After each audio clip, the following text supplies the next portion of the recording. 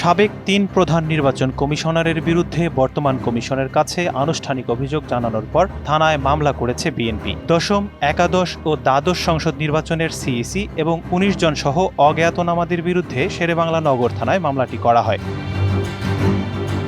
শেরেবাংলা নগর থানায় ২২ জুন রোববার বিএনপির জাতীয় নির্বাহী কমিটির সদস্য মোহাম্মদ সালাউদ্দিন খান বাদী হয়ে মামলা দায়ের করেন। আপনারা জানেন ২০১৪ এবং ২০১৮ এবং ২০২৪ সালে আপনার জাতীয় সংসদ নির্বাচন হয়েছে, যে নির্বাচনটার প্রহসন এবং দিনের ভোট রাতে করেছে।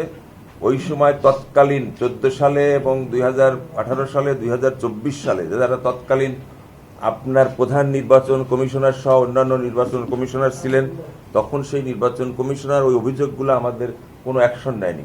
সেগুলোর ছায়ালিপি সহ আলামত হিসাবে সহ আমরা মূল একটা এফআইআর ভারপ্রাপ্ত কর্মকর্তা শেরেবাংলা নগর বরাবর আমরা জমা দেব। এটা আমরা একটা ওনাদের কাছে দেব।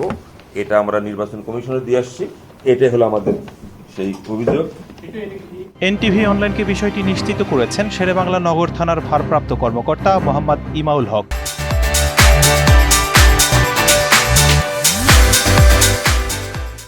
জনগণের ভোট ছাড়া প্রার্থীদেরকে বিজয়ী করা এবং সংসদের ভোটে বিজয়ী ঘোষণা করা, যেটা তাদের দৃষ্টিতে, অভিযোগকারীর দৃষ্টিতে আইনত দণ্ডনীয় ছিল, সেই সমস্ত অপরাধের একটা ফিরিস্তি নিয়ে ১৯ জনের নাম উল্লেখ করে একটা অভিযোগ দায়ের করেছে।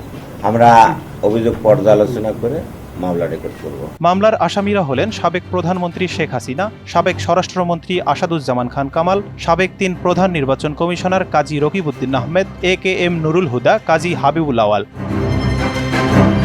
এছাড়া তৎকালীন সরকারের বেশ কয়েকজন নির্বাচন কমিশনার সহ ২৪ জনের নাম উল্লেখ করে অজ্ঞাতদের আসামি করা হয়।